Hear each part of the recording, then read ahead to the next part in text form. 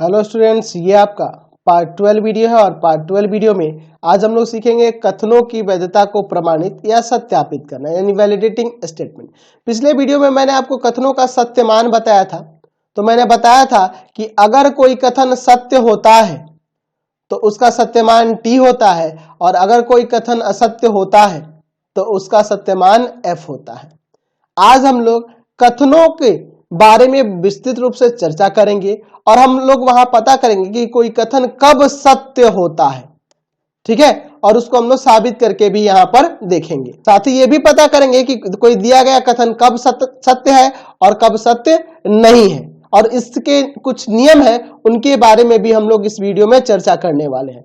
तो किसी कथन का सत्य होने का ज्ञान या असत्य होने का ज्ञान हमें कैसे होगा? तो सबसे पहले हमें दो चीजों का पता होना चाहिए कि जो आपके दिया गया कथन है उसका अर्थ क्या है। जो कथन दिया गया है उसका मीनिंग क्या है, अर्थ क्या है, ये हमें पहले पता होना चाहिए। जैसे मैं एक कथन यहां पे लिखता हूं कि त्रिभुज के तीनों कोणों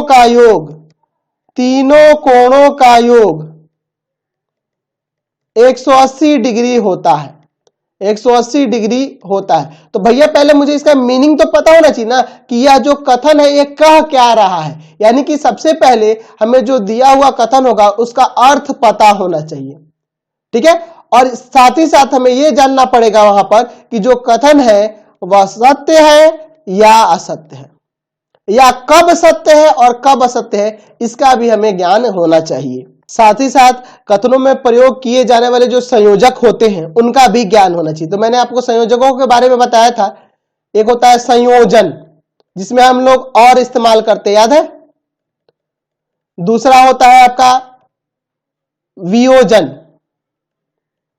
वियोजन, जिसमें या इस्तेमाल करते हैं, ठीक है।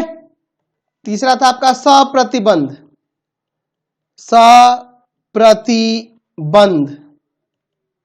जिसमें यदि तो था ना, यदि फिर एक कथन लिख के तो ये जितने भी हमारे पास संयोजक थे उन सब के बारे में भी हमें ज्ञान होना चाहिए कि जो कथन दिया गया है उसके अंदर किस प्रकार के संयोजक का इस्तेमाल हुआ है, उस कथन का मीनिंग क्या है, वह कथन सत्य है या असत्य है। इन सब चीजों के बारे में हमें ज्ञात करने के लिए हमें कथन का अर्थ सबसे पहले पता होना चाहिए, ठीक है। तो हर चीज के बारे में यहाँ पे डिस्कस करेंगे, उसमें देखेंगे किस प्रकार का संयोजक का प्रयोग हुआ है, कथन का अर्थ क्या है, और उसके बाद ही हम लोग कथन का सत्य या असत्य होने के बारे में कह सकेंगे। तो चलिए अब हम लोग संयोजकों पे आधारित कुछ नियमों को देख लेते हैं और फिर हम लोग एक्सरसाइज में चलेंगे। तो चलिए पहले संयोजक की बात करते हैं, और जिसे संयोजन के नाम से भी जानते हैं, है ना। यह एक प्रकार का संयोजक है। और के प्रयुक्त कथन के लिए जब और लगा होगा किसी कथन में, उसके लिए हमें क्या करना होगा। तो मान लेते हैं कि माना P तथा Q दो गणितीय कथन है। अच्छा, अगर मान लीजिए हमें सिद्ध करना हो P और Q के लिए कि सत्य है, ठीक है। तो यह सिद्ध करने के लिए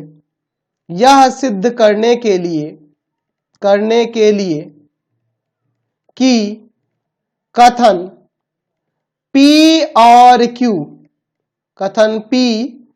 और Q सत्य है, तो इन दोनों कथनों का जो मिश्र कथन बना है, इस संयोजक और का इस्तेमाल करके इस मिश्र कथन को सत्य साबित करने के लिए हम लोग जानते हैं कि जब और वाला कंडीशन होता है तो हमें दोनों को अलग अलग सत्य दिखाना होगा। तो हमें क्या करना होगा, स्टेप पहला होगा, स्टेप फर्स्ट हमारा क्या होगा, दिखाएंगे, हम लोग इसमें साबित करके दिखाएं कि कथन P और Q दोनों को अलग अलग, पहले P को लिख देते हैं, P सत्य है।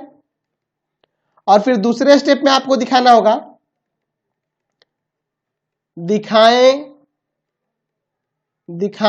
कि कथन Q सत्य है। यानी कि दोनों को अलग अलग, जब और वाला संयोजक लगा होगा तो हमें क्या करना होगा, दोनों जो मिश्र कथन होंगे उसमें जितने भी उसके घटक होंगे, जैसे मान लीजिए और वाला संयोजक लगा है और यहाँ पे हमारे पास दो इसके घटक है, यानी P और Q यहाँ पर दो सरल कथन दिए हैं। तो इन सरल कथनों को पहले अलग अलग, पहले चरण में क्या करना होगा, एक पहले वाले कथन को दिखाना होगा कि सत्य है, दूसरे चरण में दिखाना होगा कि दूसरा कथन जो Q है वो सत्य है, तब जाके यह P और Q सत्य होगा। यानी कि P और Q यानी इस संयोजक से बना हुआ ये जो कथन देख रहे हैं, इसको साबित करने के लिए हमको दोनों को अलग अलग सत्य साबित करना होगा। समझे ना इस बात को? ये चीज हम लोग पहले भी जानते थे, अभी हम लोग सत्यता भी जांच कर रहे थे तो वहां पे भी देख रहे थे कि जब संयोजक और का इस्तेमाल होता है तो उसमें हमने देखा था कि दोनों अलग अलग अगर कथन सत्य होते हैं तब ये और वाला संयोजक वाला जो कथन होगा सत्य होगा। चलिए अब हम लोग बात करते हैं संयोजक, अगले संयोजक या के लिए, जिसे हम लोग बताए थे वियोजन, या अगर प्रयुक्त हो किसी कथन में उसके लिए हमें क्या करना होगा। तो यहां पे लिखेंगे, मान लेते हैं, माना P तथा Q दो गणितीय कथन है। आपके पास ये दो गणितीय कथन दिए गए हैं। तो कथन P या Q को सत्य सिद्ध करने के लिए तो मैंने आपको बताया था कि अगर या वाले संयोजक से जुड़ा हुआ अगर कोई कथन हो, कोई मिश्र कथन हो, तो दोनों में से कोई एक कथन सिद्ध हो जाए, सत्य हो जाए, तो हमारा काम बन जाएगा। वियोजन वाले में मैंने बताया था ना जी, या के कंडीशन में जब कोई मिश्र कथन होता है तो दोनों कथनों में से एक भी अगर सत्य होता है तो ये संपूर्ण जो मिश्र कथन है ये सत्य हो जाएगा। तो हमें क्या करना होगा इस कंडीशन में? हम लोग क्या करेंगे, दो तरीके से इसमें काम कर सकते हैं। पहला केस में हम लोग ऐसे कर सकते हैं, केस पहला ले लेता हूं। केस पहले में क्या कर सकते हैं कि मान लेते हैं कि दोनों में से एक कथन असत्य है, तो दूसरे वाले को हमें अनिवार्य रूप से सत्य साबित करना होगा। ठीक है, माना कथन P असत्य है तो कथन Q अनिवार्य रूप से सत्य प्रमाणित करेंगे। यानी कि अगर P अगर असत्य है तो Q को हम एकदम सत्य साबित करना होगा, क्योंकि दोनों कथनों में से एक तो सत्य होना ही चाहिए। या माना नहीं लिख के यदि लिखना, ठीक है। केस दूसरा हम लोग इस तरीके से भी दिखा सकते हैं, यदि कथन Q असत्य है तो कथन P अनिवार्य रूप से सत्य प्रमाणित करेंगे। मतलब दोनों में से कोई एक कथन सत्य होना चाहिए, तभी आपका ये जो मिश्र कथन जो होगा P या Q संयोजक वाला, ये आपका सत्य होगा। चलिए अगला देखते हैं। तीसरा जो संयोजक था यदि तो वाला, यदि लिख के फिर एक कथन को लिखा जाता है, फिर तो लिख के दूसरा कथन लिखा जाता है। तो इस तरह से जो प्रयुक्त आपके पास कथन होंगे उसको कैसे सत्य साबित करेंगे। मान लेते हैं यहां पर, माना P तथा Q दो गणितीय कथन है, तो हम लोग यहां लिख सकते हैं कथन यदि P तो Q को सत्य साबित करने के लिए हमें क्या करना होगा। तो हम लोग यहां पे दो तरीके से इसको भी सत्य साबित कर सकते हैं। पहला स्थिति क्या हो जाएगा, पहला केस क्या हो जाएगा, पहला केस हो सकता है कि यदि P सत्य है तो Q को सत्य प्रमाणित करें।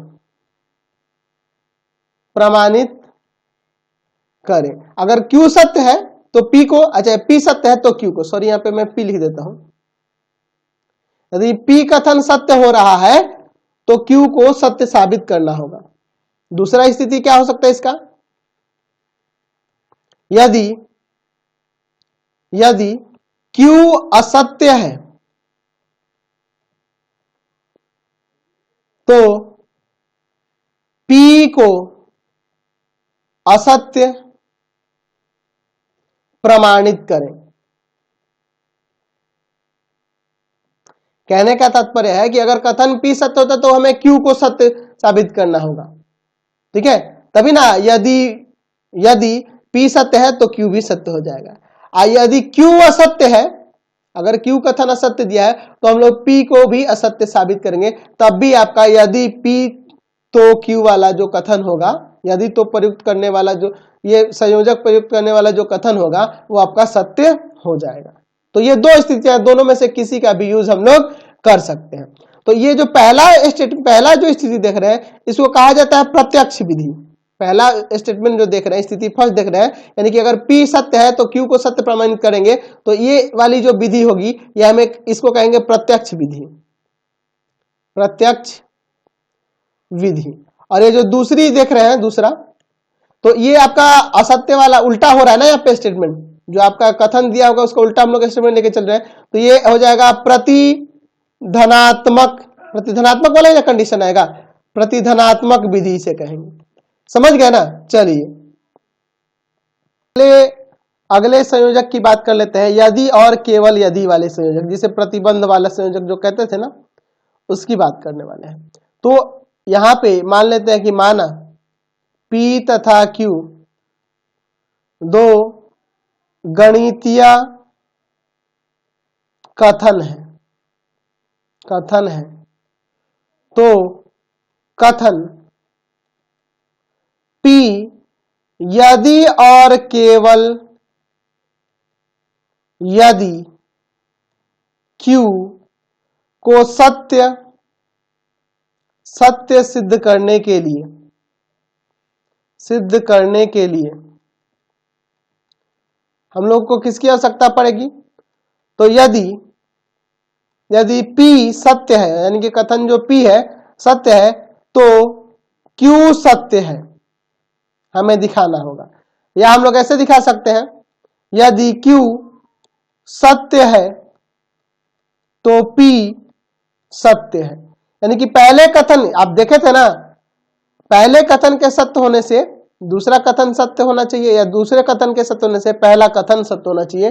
तो हम लोग इससे साबित कर लेंगे कि जो आपका दिया गया जो मिश्र कथन है ना, यदि और केवल यदि वाले कंडीशन पे रिलेटेड, ये वाला कथन आपका क्या हो जाएगा, सत्य हो जाएगा। तो ये सब नियमों को आप याद रखेंगे ताकि हम लोग एक्सरसाइज के क्वेश्चन को आसानी से बना पाए। चलिए अगला विधि है सत्य साबित करने के लिए कथनों को विरोधोकित द्वारा, यानी कि बाई कंट्राडिक्शन द्वारा किसी कथन को सत्य साबित करना। ठीक है, विरोधोकित द्वारा किसी कथन को कैसे हम लोग सत्य साबित करेंगे। तो इस कथन का इस्तेमाल हम लोग करते थे कक्षा 10 में, जैसे हम लोग को साबित करना था ना कि √3 एक अपरिमेय संख्या है। तो याद है होना चाहिए आपको कि उस समय आप क्या करते थे कि √3 को एक परिमेय संख्या मानकर साबित करते थे। तो वो जो विधि थी ना, उसी को हम लोग कहते हैं विरोधोकित या फिर विरोधाकित विधि। उसी के द्वारा हम लोग मतलब कि जो कथन में कार्य होगा हम लोग उसका उल्टा लेकर चलेंगे और फिर कथन को आगे चल के उससे हम एक ऐसा निष्कर्ष निकालेंगे जिससे वह हमारी मान्यता को गलत साबित करेगा और इसके कारण दिया हुआ कथन सत्य हो जाएगा। ठीक है, तो हमें क्या करना होगा, इस विधि में क्या करना होगा, मान लेते हैं माना दिया हुआ कथन P सत्य है। मान लेते हैं हमारे पास जो दिया हुआ कथन P जो है क्या है, सत्य है। तो हमें क्या करना होगा, हम यह मान लेंगे कि कथन P सत्य नहीं है। हम लोग उल्टा मानेंगे, जैसे होता था ना कि √3 एक अपरिमेय संख्या, इसको साबित करना तो हम लिखते थे कि √3 एक परिमेय संख्या है, तो हम उल्टा काम करेंगे। और जब ये सत्य नहीं है तो इसका तात्पर्य यह हुआ कि इसका हम लोग ले सकते हैं कि नॉट P सत्य है। जब ये कथन P सत्य नहीं है तो नॉट P वाला जो कथन होगा ये आपका सत्य होगा ना जी, बिल्कुल सत्य होगा। अब हम लोग क्या करेंगे कि हम एक ऐसे निष्कर्ष पर पहुंचेंगे जो हमारी मान्यता को गलत कर दे, और उस अतः जो दिया हुआ कथन होगा, अतः कथन P सत्य होगा। यानी जैसे हम लोग √3 को अपरिमेय साबित करने के लिए क्या करते थे, परिमेय मानते थे, और उसमें एक ऐसा हम लोग निष्कर्ष निकालते थे जिसके कारण जो हमारा विरोधाभास प्राप्त होता था, तो √3 परिमेय संख्या ना होकर फिर से हम लोग कहते थे ये परिमेय संख्या नहीं, अपरिमेय संख्या है, कहते थे ना। तो वही जो विधि थी उसी को विरोधोचित विधि कहते हैं, और उसी विधि द्वारा हम लोग यहाँ पे कथन को सत्य करना भी सीखने वाले हैं। चलिए अब हम लोग बात करेंगे एक और विधि, प्रति उदाहरणों द्वारा किसी कथन को सत्य साबित करना। To prove that a statement is not true by counter example. Counter example होता क्या है, हम लोग क्या करेंगे, एक ऐसा एग्जाम्पल लेंगे जिसके द्वारा दिया हुआ कथन असत्य हो जाए, ठीक है, उसको संतुष्ट नहीं करे। जैसे मैं लिख देता हूं कि 2n+1 किसी पूर्णांक n के लिए सम संख्या है, सम संख्या का रूप है। 2n+1 किसी पूर्णांक n के लिए सम संख्या का रूप है। तो मैं यहां पे क्या करूंगा इस कथन में कि मैं एक ऐसा प्रति उदाहरण लूंगा, काउंटर एग्जांपल लूंगा जिससे यह कथन असत्य साबित हो जाएगा, ठीक है। तो यही होता है प्रति उदाहरणों द्वारा किसी कथन को असत्य साबित करना। जैसे मैं यहां पर लिखता हूं n बराबर 1, n बराबर 1 पर मैं यहां पे देखता हूं क्या आएगा, इस कथन से क्या हो जाएगा, n की जगह जब 1 रखेंगे तो 2 1 जा 1 और 2 1 जा 2 और 1 3 आ जाएगा। तो 3 एक विषम संख्या ना हो गई, तो यहां कह रहा है कि ये सम संख्या का रूप है। तो विषम संख्या की कभी सम हो सकती है, नहीं ना हो सकती है। यानी कि ये मैंने एक एग्जाम्पल द्वारा मैंने दिखा दिया कि ये कथन असत्य है। तो काउंटर एग्जाम्पल यही होते हैं कि एक ऐसे उदाहरण को हमें लेना होगा जिससे दिया गया स्टेटमेंट जो है ना संतुष्ट नहीं करे, ठीक है ना। तो इसका निष्कर्ष ही नहीं निकला कि असत्य है, समझ गए। तो ऐसे ही हम लोग इन सभी नियमों के प्रयोग द्वारा आगे एक्सरसाइज में कथनों को सत्य और असत्य के बारे में उनकी जांच करेंगे, उनको सत्यापित करेंगे। तो इस वीडियो को यहीं पे एंड करते हैं। आपको हमारे 3 चैनलों को सब्सक्राइब करना होगा। पहला है pathfinder classes Chhapra, pathfinder classes Chhapra.